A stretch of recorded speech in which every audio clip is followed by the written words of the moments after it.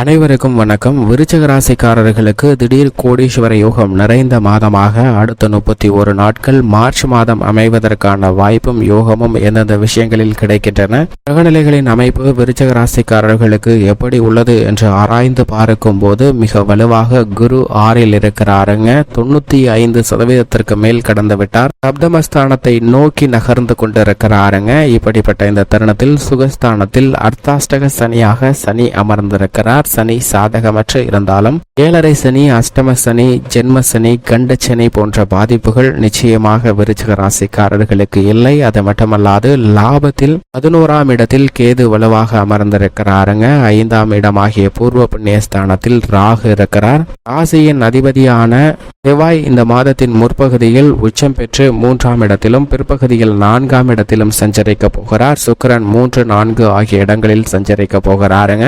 சுக்கிரன் 4ஆம் இடமாகிய சுகஸ்தானத்திற்குள் நுழைவது பல்வேறு வகையில மகிழ்ச்சியை ஏற்படுத்தி கொடுக்கக்கூடிய ஒரு சிறந்த தருணமாக மாறப்போகிறது. அதே போன்று புதன் 4, 5 ஆகிய இடங்களிலும் சூரியன் 4ஆம் இடத்திலிருந்து விலகி 5ஆம் இடத்திற்குள் நுழைவதால் நல்லதொரு மாற்றம் ஏற்படுகிறது. சந்திரனின் அமைப்பை பொறுத்தவரைக்கும் 1லிருந்து 12ஆம் இடம் வரை மாறி மாறி சஞ்சரிக்க போகிறார். இப்படி கிரகநிலைகள்ல பல மாறுதல்கள் ஏற்பட்டாலும் இந்த தருணத்தில் பஞ்சமஸ்தானம் ஆகிய 5ஆம் இடத்தில் 3 கிரகநிலைகள் வலுவாக சஞ்சரிக்க போகின்றன. அதைவிட சுகஸ்தானம், அர்த்தாஷ்டகஸ்தானம் என்று சொல்லக்கூடிய 4ஆம் இடத்தை 6 கிரகநிலைகள் வலுவாக கடக்கின்றன. 4ஆம் இடத்தை சுகஸ்தானத்தை 6 கிரகநிலைகள் கடந்து செல்லக்கூடிய இந்த தருணம் என்பது பல்வேறு வகையில் ஏற்படக்கூடிய ஆரோக்கிய தொல்லைகள், அலைச்சல்கள், சிரமங்கள் விலகி நல்ல முன்னேற்றம் நிறைந்து கிடைக்கக்கூடிய ஒரு அதிர்ஷ்டம் நிறைந்த மாதமாக அமைவதற்கான வாய்ப்பும் யோகமும் உண்டு என்பதை தெளிவாகவும் துல்லியமாகவும் விருச்சிக ராசிக்காரர்களுக்கு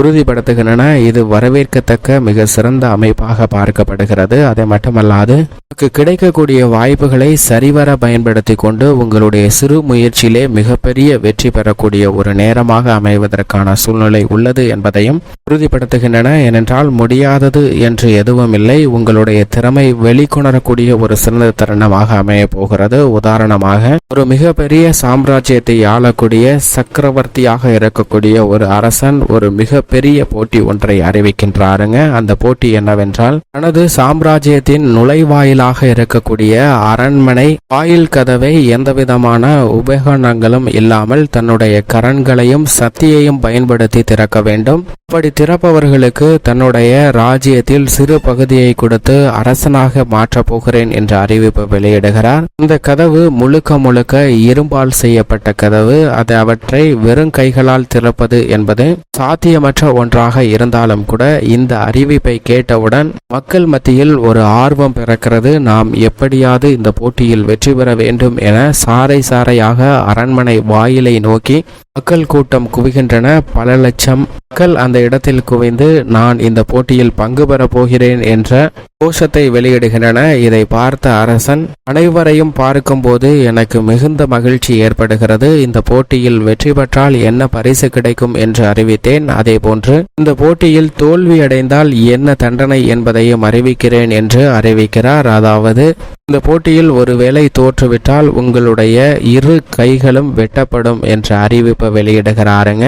இதை கேட்ட உடனே இந்த போட்டியில் பங்கு பெற வேண்டும் என்று பல லட்சக்கணக்கில் வந்திருந்த மக்கள் மத்தியில் ஒரு பயம், அச்சமானது சூழ்கிறது. இந்த போட்டி நமக்கு வேண்டாம் என அனைவருமே பின்னோக்கி செல்கின்றனர். இதை பார்த்த அரசன் ஏன் இவ்வளவு ஆர்வமாக வந்தீர்கள், இப்போது ஏன் பின்னே செல்கிறீர்கள் என்று கேட்கிறார். அதற்கு அவர்கள் எங்களுடைய உயிரை இழக்க நாங்கள் விரும்பவில்லை, என்றால் கையிழந்தாலே உயிர் போனது மாறிதான், எனவே இந்த போட்டியில் நாங்கள் பங்கு பெற மாட்டோம் என்று பின்னோக்கி நகர்ந்து செல்கின்றனர். ஆனால் அந்த கூட்டத்தில் இருந்து ஒரே ஒரு நபர் மட்டும் முன்னோக்கி வந்து இந்த போட்டியில் நான் பங்கு பெற போகிறேன் என்று அறிவிக்கிறார். இதை கேட்டதும் அரசனுக்கு மிகுந்த மகிழ்ச்சி ஏற்படுகிறது. ஆனால் அவரை சுற்றியுள்ள மக்கள் நீ என்ன மூடனா, பைத்தியக்காரனா, உனக்கு அறிவே இல்லையா, அது அரண்மனை கதவு, அது முழுக்க இரும்பால் உள்ளது, இதை தள்ளி திறக்க முடியவில்லை என்றால் பரவாயில்லை, தோல்வி மட்டும்தான் என்றால் பிரச்சனையே இல்லை, ஆனால் அதை திறக்க முடியவில்லை என்றால் உன்னுடைய கைகள் வெட்டப்படும், அதற்கு பிறகு உன்னுடைய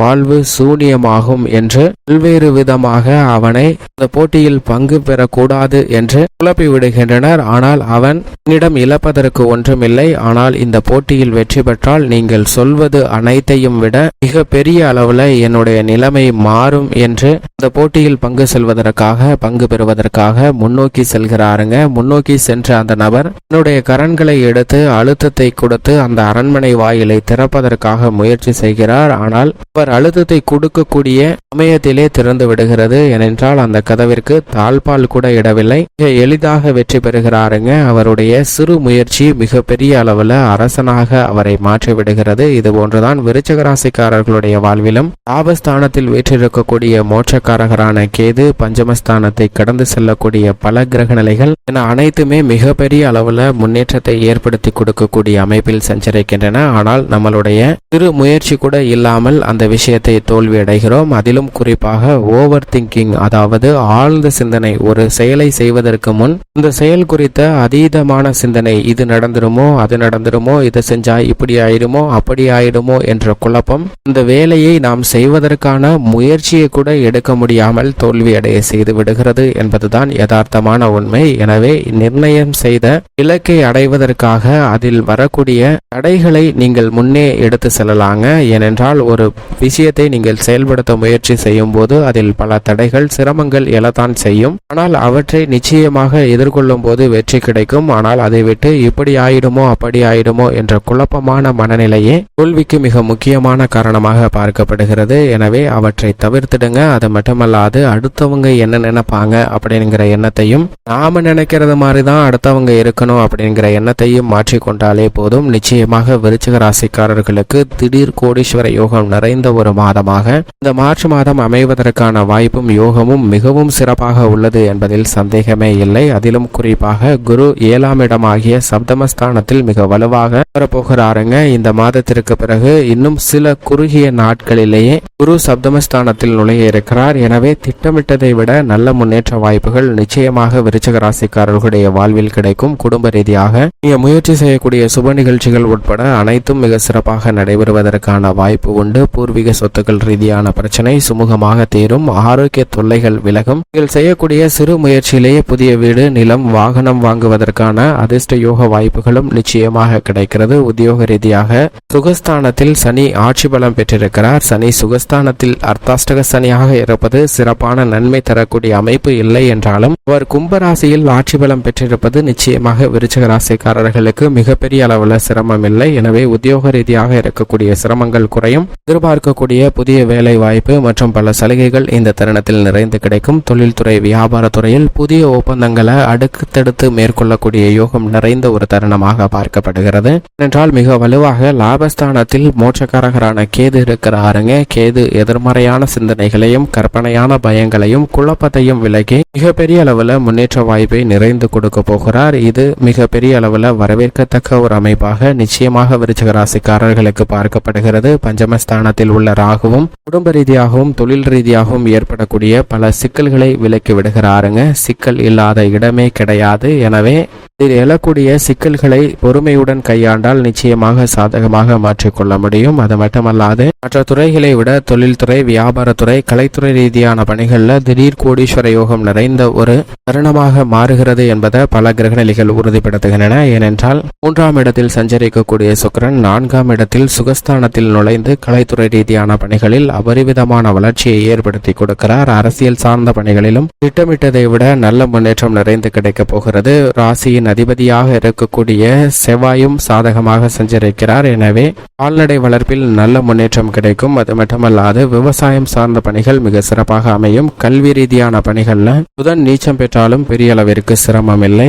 சூரியனும் மிக சிறப்பாக சஞ்சரிப்பதால் நல்ல பலன் நிச்சயமாக உண்டு. பெண்மணிகளுடைய திட்டங்கள் அனைத்திலும் நிச்சயமாக வெற்றி கிடைக்கக்கூடிய ஒரு தருணமாக பார்க்கப்படுகிறது.